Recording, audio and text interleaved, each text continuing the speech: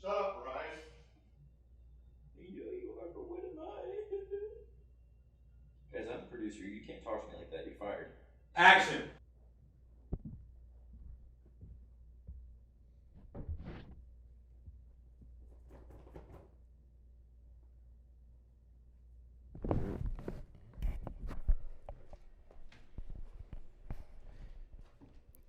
It's probably one of the most ghetto show setups I've ever seen. Remember when we used to have money, Bryce? Could do things well. All right, for today's sponsor, we're sponsored by Nair Women's Hair Removal. Should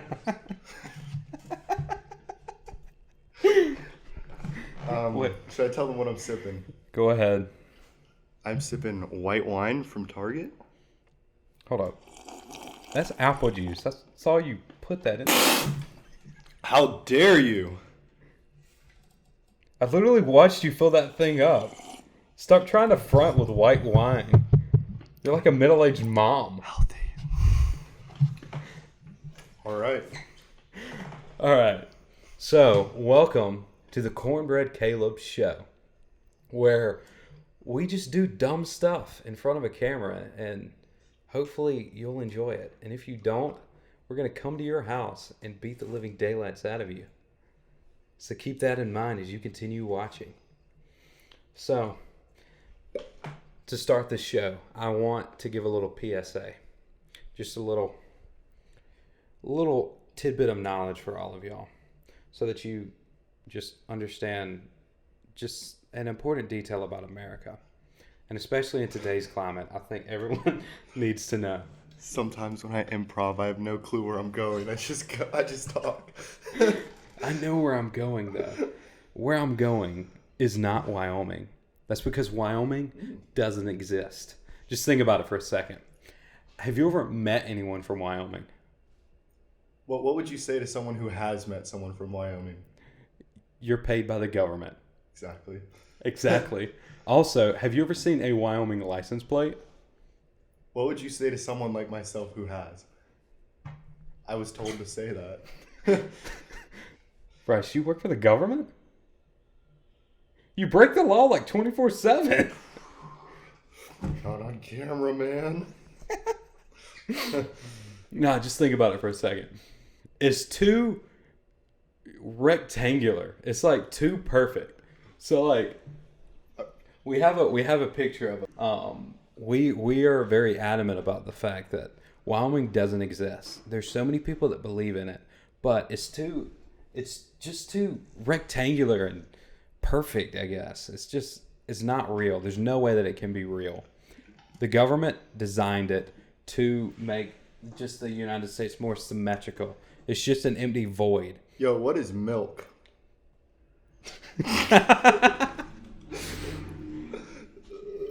He needs some milk.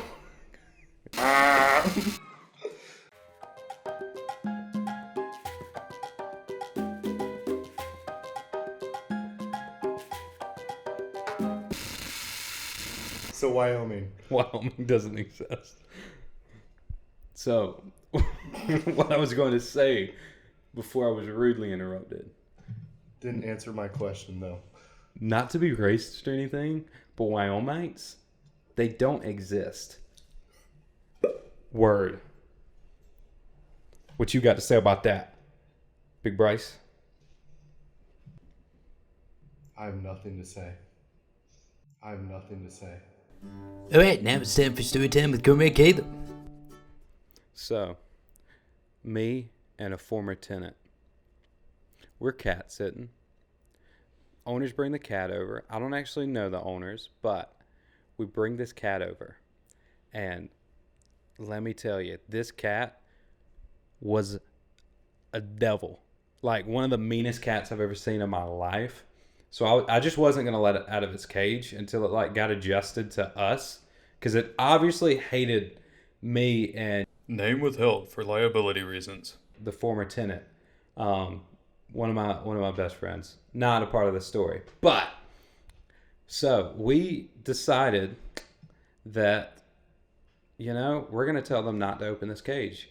But what do? They open the cage, let the cat out, and the cat Cat's out the bag. The cat is out of the bag, y'all. The cat goes into our attic. Nice.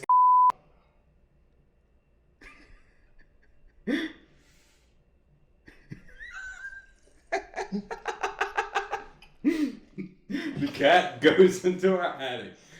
Just threw it like a hole in our wall, basically. We live in a ratchet house. It's been fixed, so don't worry, y'all. But cat gets into the attic. We chase it into the attic. And then it climbs into our insulation. And the owners aren't worried. They're like, he'll come down eventually. But me, I'm stressed out of my mind. I just couldn't sleep or eat for the many weeks that cat was in the ceiling. The thing is, though, we put the litter box out. We put food out. And this little bugger kept coming down and pooping and peeing in the litter box and getting food. So we know that it's alive, and we decide that we're going to take the ceiling down to get it out. We do this, and we throw stuff at it to try to scare it down. It doesn't come down, so we end up getting a humane trap after weeks of having...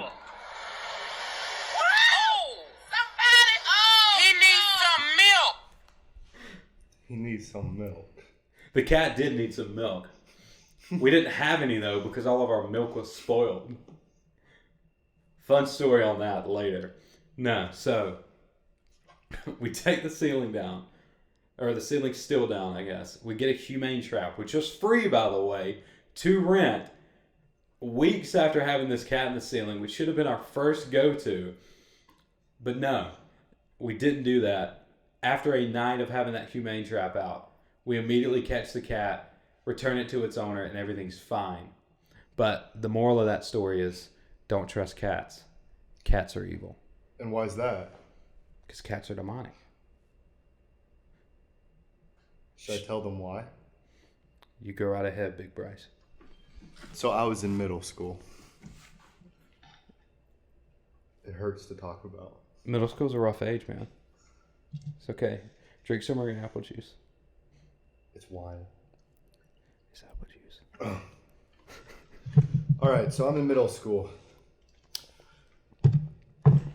I'm on the football team. I'm an 8th grader. I'm walking from lunch one day, and this 6th grader comes up to me. First time I've ever talked to him. Says, "Hey, Bryce, do you know what are?" Immediately, Aren't they just a breakfast food? yeah, I was like, food coloring and my favorite breakfast food. Awesome. Yeah, exactly. It Get some ended from- up, it get ended some up from- being a.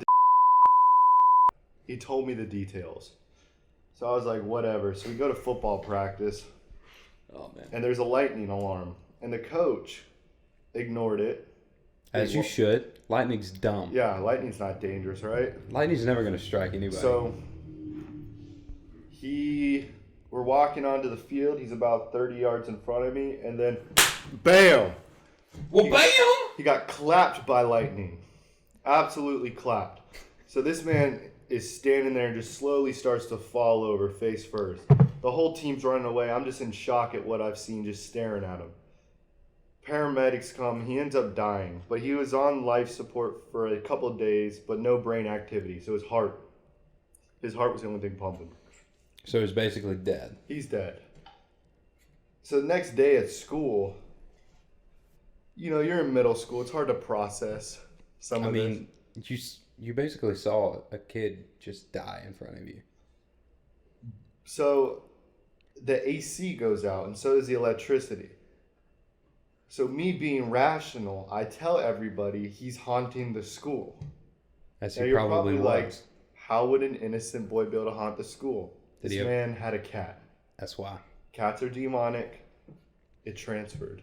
You know that sometimes, like, if you buy a Dybbuk box, which are look it up, guys.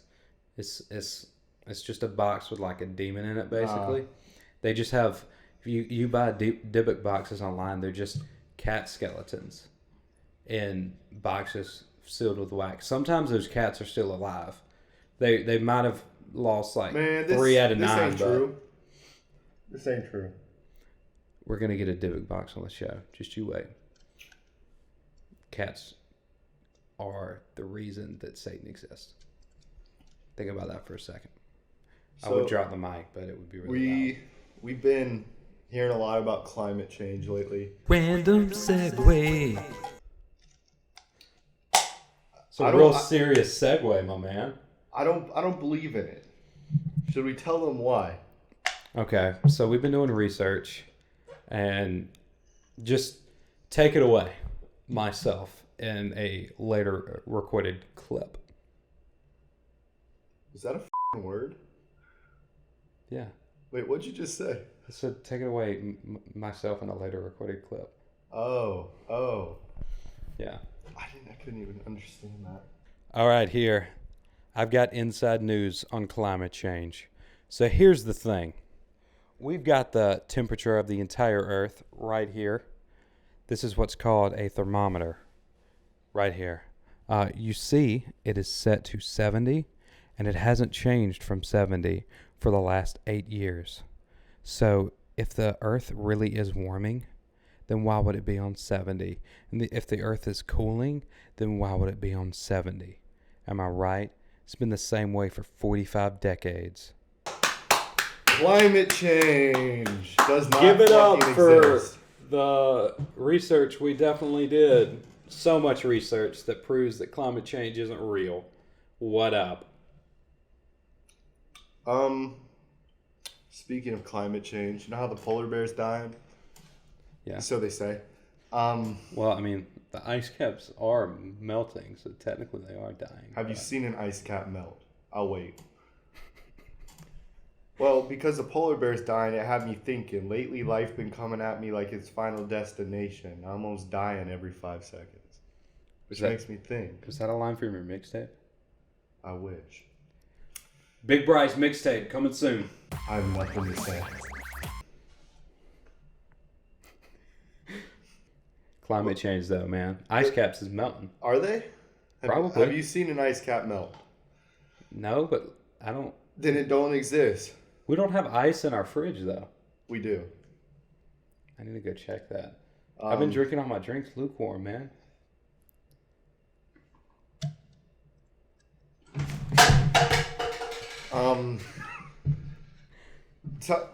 Are the polar bears even dying?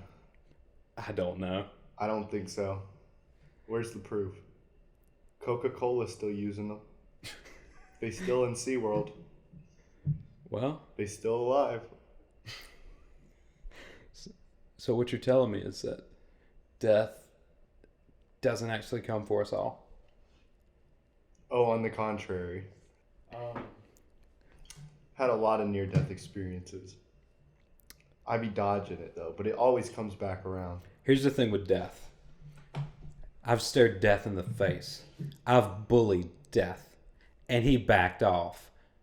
This is why I say bring back bullying. Bullying is what makes America the best. Exactly. And that's why I'm running for the office of president for 2020. Vote Cornbread Caleb if you want bullying back in schools. Am I right? We wouldn't have Bill Gates or Steve Jobs without bullying. We wouldn't have some of the greatest minds without bullying. We wouldn't have people turning their lives around without bullying. Sometimes you need that push or that punch. Who knows? Or that verbal abuse. Or your parents walking out at you on 16. Whatever it is. That got dark real quick. I was just joking. I miss you, Dad. I still can't get over what they called me in middle school. It was Cornbread Caleb. Death in the eyes. Took off. Like. You can't be saying that on the But show. every time, he/she comes back around. Which leads me to ask, do you have any near-death experiences? Actually, I do. That's crazy. I legitimately do have a couple of near-death experiences. So, I grew up in South Carolina, and the thing about South Carolina is it's kind of dangerous sometimes. You deal with a lot of crazy people.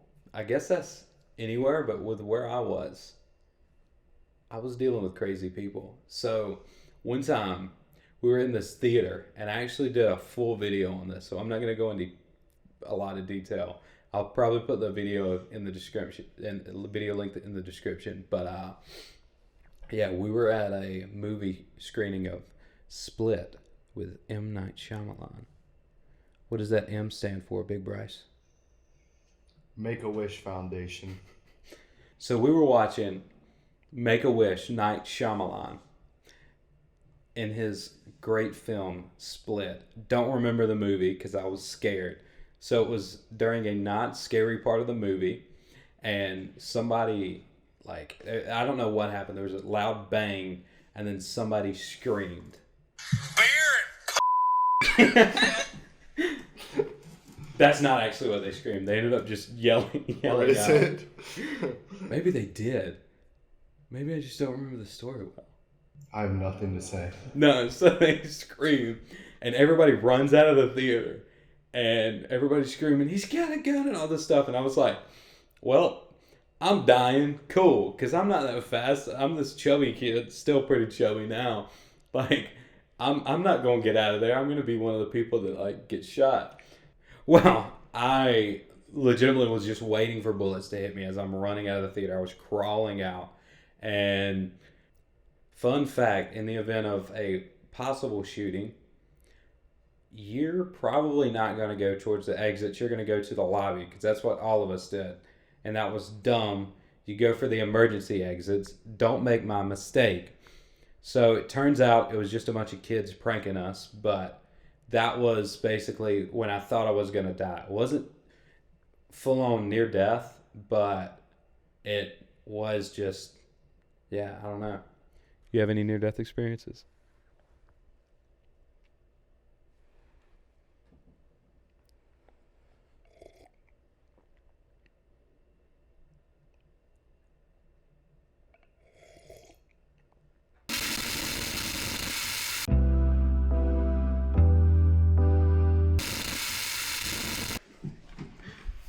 Ryan! Shoot! Oh. So Ryan's the name of our associate producer on this show. Jeez. He basically just runs sound for us and makes sure that we stay on track, which Hate is what that we guy. didn't do, which is why there's a weird cut here. But Bryce, What's up? do you have any near-death experiences you want to talk about? Yes. Sorry, it's just hard to bring this up. So it had been a long night at work. Let me preface this. I cannot dive into all the details because of legal issues. What kind of legal issues? Possibly getting my driver's license suspended. Oh man, this sounds scandalous. I was hypothetically driving home from work when I came into a left turn lane. So picture this. I'm in a left turn lane, and on the other side of me are cars coming. I'm trying to make a U-turn. They're going 60 miles an hour. Well, I got a red light, hypothetically. And hypothetically, I wasn't paying attention, and I hypothetically pulled out in front of them, causing a truck, hypothetically, to go It could have into... been an SUV. to go into the railing, and another one, and the other car to split and go into a ditch, hypothetically. And I hypothetically did not stop to help them and went home. But this was near death because they were like an inch away from hitting me. So God was watching over me. I don't think that God was watching over you. I think that was just a huge mistake that you made. Hypothetically, of course. That's what they call in the legal business hit and run, basically, No. or leaving an accident. It's either fiction or nonfiction. Who's to say? But then there's All another fact, one. no fiction. You can barely see it on my shoulder, but I was in the 6th grade, and our football field wasn't at our school. It was in a park. And behind the football field, when the high school was playing, we would play football. But they cut the lights, and out of nowhere, I just feel this sharp, stinging pain in my arm. and some kid had ran up and sliced my arm with a razor blade. Now the scar has kind of gone away, but it was dark. If he missed, that could have been my neck. That's crazy. I actually almost got stabbed too. Like, okay, all of my like crazy stories happen at movie theaters. Don't know why, but they do. So we were going to see this movie. It was late, and this guy comes running up to us, and he looked like he was asking for money or something, but like he had something in his hand. Like, I couldn't tell what it was. It was like shiny, and he like swung at us. It wasn't actually a knife, so it's not the same thing, but he had like a lighter in his hand. But in the event that that was a knife, I would have got my guts sliced open because he sliced really close to me when he swung. Don't know why he was swinging. Pretty sure he was crazy. He asked me for money later. Didn't give it to him. No charity. None of that charity. We don't do that, right, Big Bryce? You got to get your own. Get your own. And that's our message to Oh, chase a bag. Don't worry about what I'm doing. oh my God. I left the theater after the movie, and he was still there, so I ran to my car and sped away, and You almost didn't got give pulled him over. money? I'm not gonna give him money. Why's that? Yeah, I thought he was gonna stab me, dude. But yeah, I literally I sped out of there. Hypothetically, I drove really fast. I thought I was gonna get pulled over because there were cops out, but I didn't because I was just doing it hypothetically. Word. I've done some bad things driving, and I lived 50 minutes away from my high school, and I drove to high school. So one day I was... Wait, you went to high school? I thought you only got a middle school Little education. known fact, I only have my GED. So yeah, I was driving to high school, and we lived 50 minutes away, but it was like 8 minutes till school starts. And I drove a Mustang at the time, so I was convinced I could get there in time. So 50 minutes and 50 minutes worth of travel time in 8 minutes. it was doable, because on a normal day I could hit 30 speeding just a little bit above and Yeah. weaving. So I decided to go 120 and a 45. Hypothetically. No, this has been worked out. This isn't hypothetical. I got pulled over, but the cop was already on his way to court, and he was late too. So he had to appear in court and didn't have time to write me a ticket. So he gave me a verbal warning. That's a felony. This man let me off with a felony with just a verbal warning. Because I was going fast too. Like, I was weaving in between cars. I wasn't just going 120. I was weaving in between cars and cutting it real close because it was fun. You were GTA in that, John. I had 5 stars, to say the least. So 5 stars and you just got off with a verbal warning. I did a lot of bad things in that car. We had an airport right by our high school, and I used to take the car into the gravel airport. There was a lot right outside the airport, and state troopers would sit in there. And once somebody dared me to do a donut around a state trooper, and I did. He tried chasing. He put on his lights, but the dust from the gravel he couldn't see, so he didn't drive through it. So I did a donut around him, and the dust settled up, so he couldn't see. And then I dashed out of there, and he had his lights on. Like, you could see the lights through it, but he clearly could not drive through it. And I got away from that. That's not even, statute of limitations is gone on that one, so that, yes, that did happen. No more hypothetical. I could say that. Oh my God. Oh man. Those are my bad driving stories. Yeah, I've got one. I mean, I've got a couple because I've been in a wreck and just done some stupid stuff driving. But I got one that's pretty crazy. So I was 15. Like, I had just I didn't even have my license. I had a learner's permit. So I'm driving with my dad.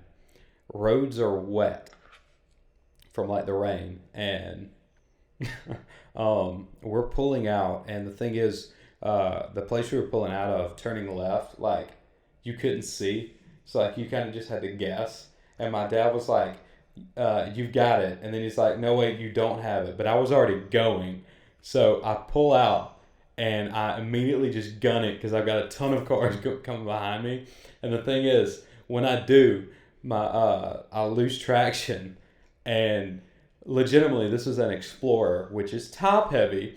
We spun around into oncoming traffic, and like the thing is, where we were pulling off, or I guess the road, if we were to like pull off that road, there would be a railroad track there.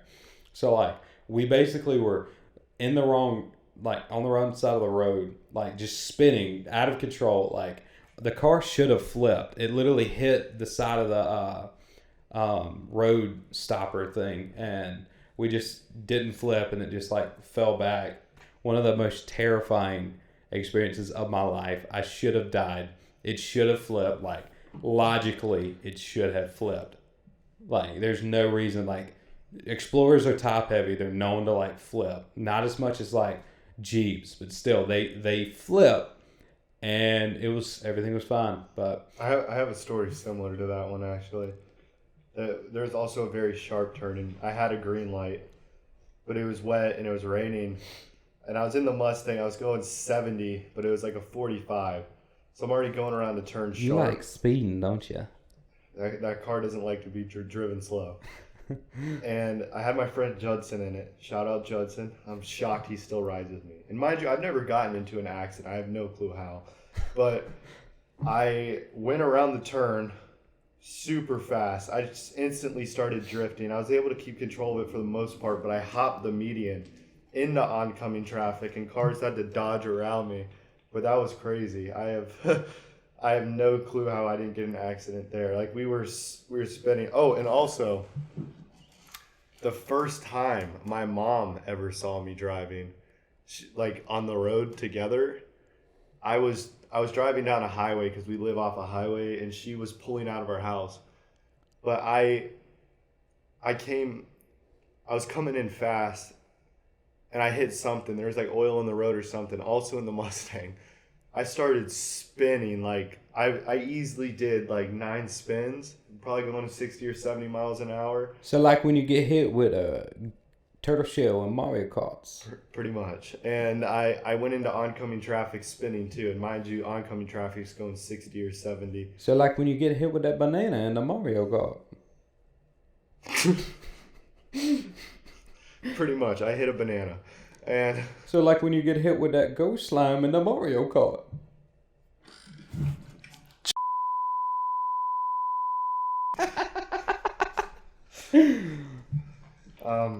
yeah. So I think moral of the story, we're starting our own driving company. On mopeds though, because our licenses were suspended. So we're going to start an Uber service, but it's just me and Bryce, and we're on mopeds. That's it. You got to ride though. Yep. You got to ride in the passenger seat, which is just behind us, because it's a moped. It's just like, I mean, just. The Cornbread Caleb Show now proudly presents Brushing Your Teeth with Big Bryce.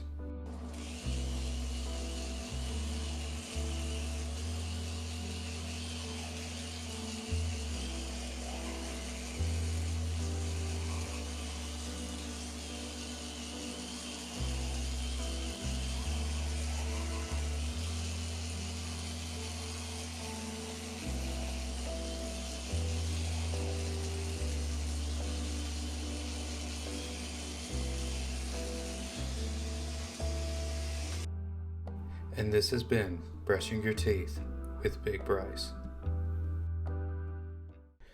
All right. Well, we've had an eventful night. A lot of random discussions of nonsense. So, if you like this video, we're just playing around with some different video styles here. So, I'm sure we'll figure out one that we like and stick with it. Maybe it'll be this, maybe it'll be something else. But remember to like, subscribe, hit that notification bell.